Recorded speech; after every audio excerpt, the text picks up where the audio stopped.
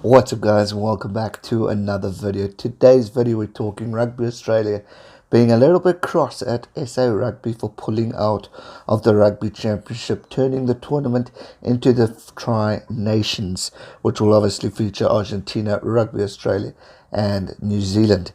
Now, there's still a great tournament to be held, and as much as many people are upset South Africa decided to pull out of the Rugby Championship due to player welfare.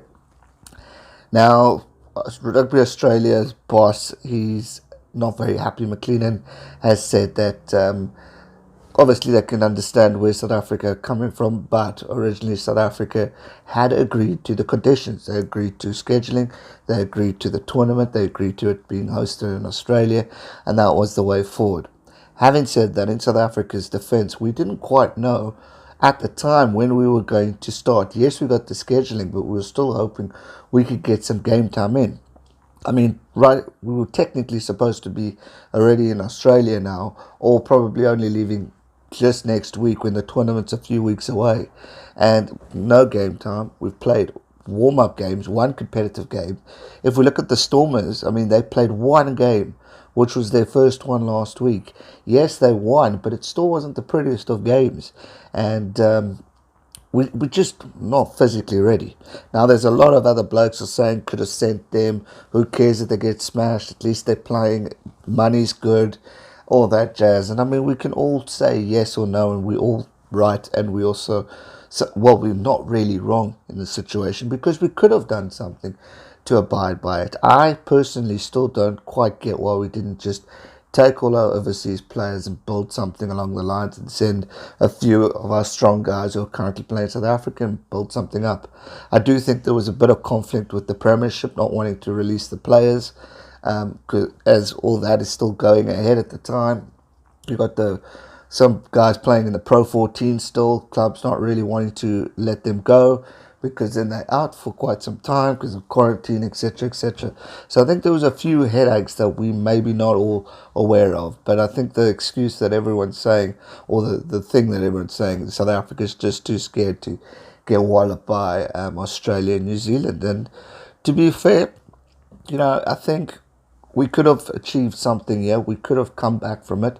For those who haven't watched Chasing the Sun documentary, I mean, it's talking of how South Africa overcame 57-0, a massive defeat in Ireland, the loss to Italy, to where we are now. I still believe that with Rassie and Jacques at the helm, we could have gone overseas. We could have maybe either been competitive or got our asses kicked, and we would have bounced back and, you know, developed as we play rugby. My big concern, if I think internationally, is that our next international game is the Lions Tour. And we all know that that's going to be one hell of a tournament, because these guys are they're playing Six Nations. They're finishing it off. Ireland, Italy this weekend. The other guys are playing. Six Nations will probably start, let's say, Feb, March, if not the original time slot. So you're going to have Six Nations international games with all these players that are going to be selected for the tournament, who are going to be on fire, who are going to be in form. Then you've got a South African team that, yes, we've got provincial games going right now, but we haven't had international experience leading up to the Lions Tour.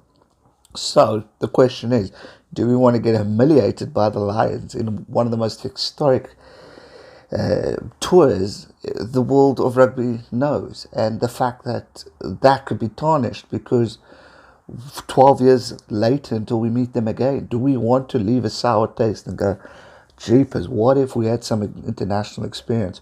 What if we sent over some youngsters and built them up and given them the experience of playing against the mighty All Blacks or the Wallabies or Argentina, giving them that boost? Let's not forget, if we go back in time, last year when we won the Rugby Championship, Rassie sent over the strong SA team to New Zealand to prep. He had a game plan to beat New Zealand. He sent over a second team that played Australia and South Africa. Not obviously he wanted to win, But those guys shined. We saw young talent shine. We saw players being created like the Herschel Yankees.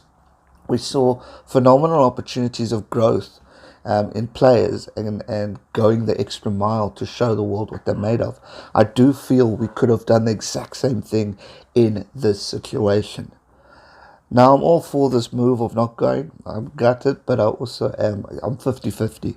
I can find reasons for why, and I can also find reasons for why we should be there. So, like I said, there's no wrong answer. Everyone's right, whether you disagree or agree. We could have risked it. The fact of the matter is we're not going to... I don't think we lose our world ranking at all now that we're not going. We possibly would have if New Zealand smashed us because they need to beat the top team in order to move extra mile in the world rankings. So that's, we still got that. But I mean, it's not about the world rankings. It's not about the current champions or defending a title. It's about getting game time before a phenomenal tournament that's happening next year. For me, would rather have this Lions tour where we focused and prepped so that in 12 years' time we don't go back and go, geez, the year of COVID. What if we actually didn't, if we went to the Rugby Championship, maybe new players would have been built, new opportunities created. Those are my concerns to that. So I can get where Rugby Australia are obviously stunned for the reasoning that we left. But you know what, these things happen. And we've got to move forward for the sake of the game, because whether we like it or not, it's happened, and it's just the way we have to move forward. We've got a Super Rugby unlocked that's going to take on even, I think, finals in Jan. So we've still got lots of rugby to go. It's not over, but we just need to keep our guys fit so we can build something up. I do hope Rusty and Jacques are able to build some sort of international friendly games before the Lions tour, because we need that badly. We need some experience. If we can arrange a tour with New Zealand or Australia or England or whoever, just to get some international game experience, because we wouldn't have played since the World Cup final one international game. I mean, in my lifetime, I've never gone a year without watching the Springboks. So now it's something to readapt, but there's a lot of concern. But I feel SA Rugby and the current management that's in charge have everything under control and will get the situation sorted out. We can only hope, because we obviously want to do well in the tournament.